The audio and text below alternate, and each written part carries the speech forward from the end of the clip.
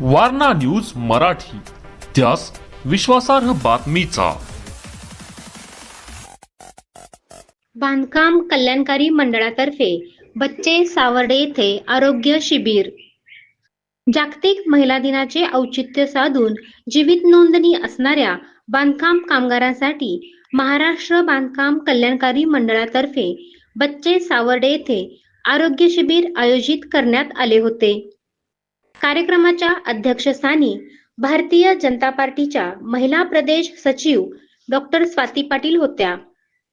राजमाता बहुउद्देशीय महिला मजूर सेवाभावी संस्था मलकापूर तर्फे बांधकाम कामगारांसाठी विविध उपक्रम राबवले जात आहेत. यावर्षी जागतिक महिला दिनाचे औचित्य साधून संस्थेच्या संस्थापक अध्यक्षा माधुरी अशोक देसाई यांच्या मार्गदर्शनाखाली या शिबिराचे आयोजन करण्यात आले होते.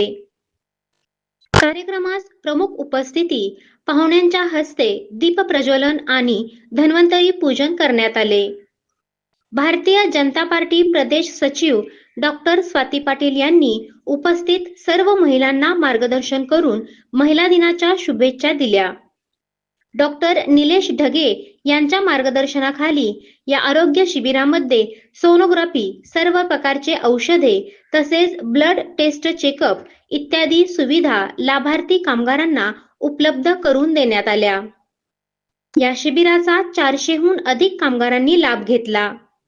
या शिबिरासाठी माननीय कामगार आयुक्त विशाल घोडके यांच्या मार्गदर्शनाखाली संस्थेच्या संस्थापक अध्यक्ष माधुरी देसाई, दीपाली कापसे, ज्योती बच्चे, तेजस्विनी जगताप, सुनीता कापसे, सरिता कांबळे, स्मिता जगदाळे, निसर्ग बच्चे यांचे सहकार्य लाभले.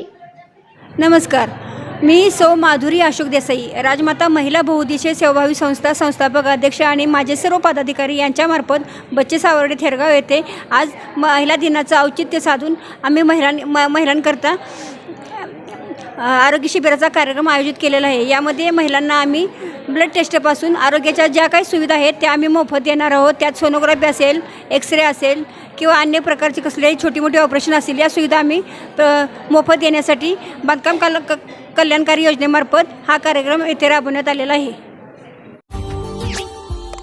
Subscribe now and press the bell icon. Never miss an update.